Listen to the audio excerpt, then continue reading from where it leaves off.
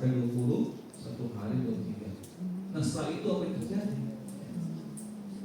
Nggak ada yang tahu. Harga pertama sekarang sudah berapa? 12 juta. Kita nggak tahu. Tapi di sini anggaplah sebagai suatu kebahagiaan. Mazmur 11 ayat 4 sampai 5, Tuhan memuji orang benar, ya. Amsal 17 ayat 3, Tuhanlah yang memuji hati.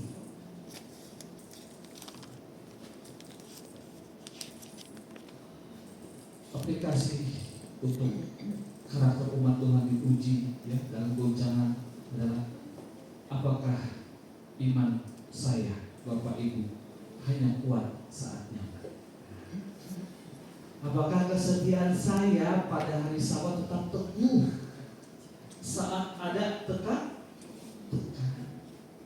Apakah kasih kita tetap hidup saat dunia penuh dengan apa? Kebencian. Jadi krisis zaman ini adalah ujian kesetiaan kita, ya, umat Tuhan. Poin yang ketiga, kerajaan Allah tidak tergoncang. Nah inilah pusat pengharapan kita.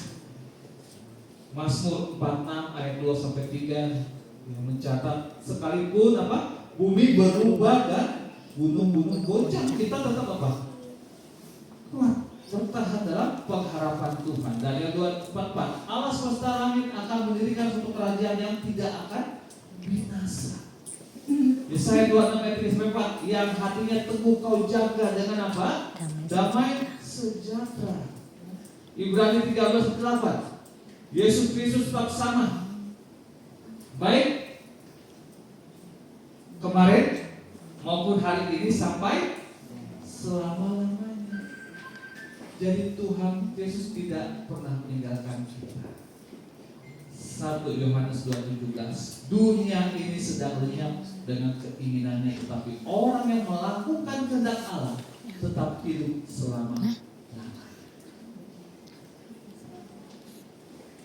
Kita harus ingat, kerajaan dunia dia berdiri di atas apa? Kerajaan dunia, kekuasaan. Kerajaan Allah berdiri di atas kebenaran. Berarti kalau diguncang, dunia akan apa? Hancur. Kerajaan Allah dia tidak bisa digoyahkan oleh apapun.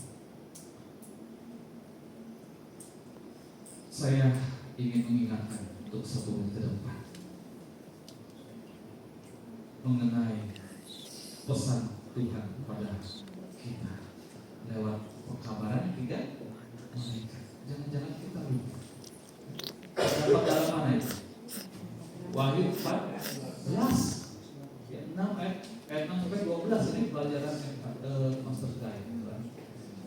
Jadi kita harus ingat Allah mengirim pengkabaran terakhir kepada kita. Malaikat pertama bawa pengkabaran apa? Takutlah akan Allah dan muliakan Dia, ya. Jangan lupa. Yang kedua, malaikat bawa apa? Pengkabaran apa? Babel sudah rubuh, sudah jatuh, sudah rubuh. Malaikat yang ketiga, panggilan untuk apa? Setia pada hukum Tuhan, ya, dan iman kepada Tuhan Yesus. Jadi tidak hanya hukum saja, tapi kita punya iman kepada Tuhan Yesus.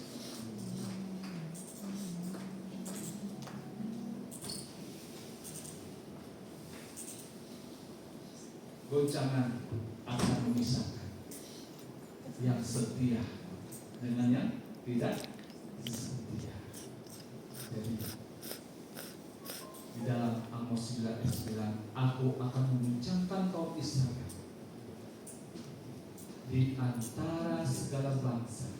Daniel 21, akan ada suatu waktu kesesakan seperti yang belum pernah terjadi. Nyonya White juga menulis dalam bukunya, dikatakan dalam buku Testimonies for the Church jilid 9, bencana dan kekacauan di dunia menjadi tanda bahwa akhir segala sesuatu sudah dekat. The Great Controversy kan akhir menulis waktu kesukaran akan segera tiba atas dunia. Setiap jiwa harus berakar dan berdasar dalam kebenaran. Dalam buku Christ Object Lesson dikatakan karakter tidak dibentuk pada masa krisis. Ya. Krisis hanya menyatakan karakter yang sudah dibentuk sebelumnya. Jadi jangan berharap pada saat krisis kita saya akan setia. Nggak bisa mendadak. Ya. Pasti saya akan pilih dan hari Sabat ini akan menolak apa? Tanda binatang.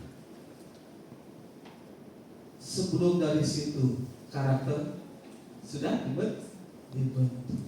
Pada saatnya barulah krisis itu hanya menyatakan karakter kita yang sudah kita bentuk selamanya. Oleh karena itu peran orang tua, peran gereja untuk anak-anak kita harus apa? Lebih besar lagi. Ya. Saatnya kita untuk saling menguatkan satu sama lain. Pertanyaan untuk diri kita masing-masing, kita jawab dalam hati kita. Jika dunia runtuh besok, apakah iman kita tetap berdiri? Jika tekanan datang, apakah Bapak Ibu, saudara-saudari tetap setia pada hukum?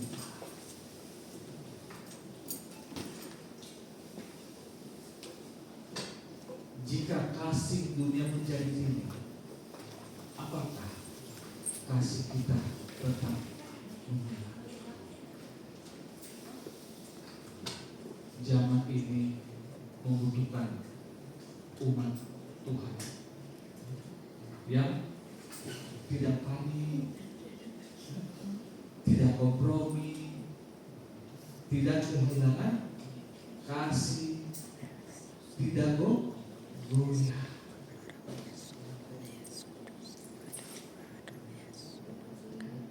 Aplikasi untuk jemaat Cetau firman Tuhan pada hari ini.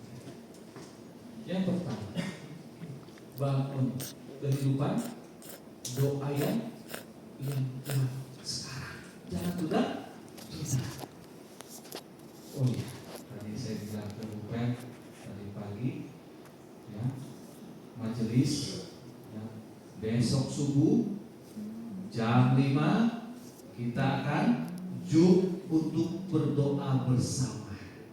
Ya, kita doakan renovasi gereja kita supaya apa? Berjalan dengan baik. Umat Tuhan bagi yang mau ikut silakan. Ya, besok pagi jam 5, tidak usah lama-lama. Ya, sampai matahari terbit kita sudah selesai. Nanti kedepannya kita akan apa?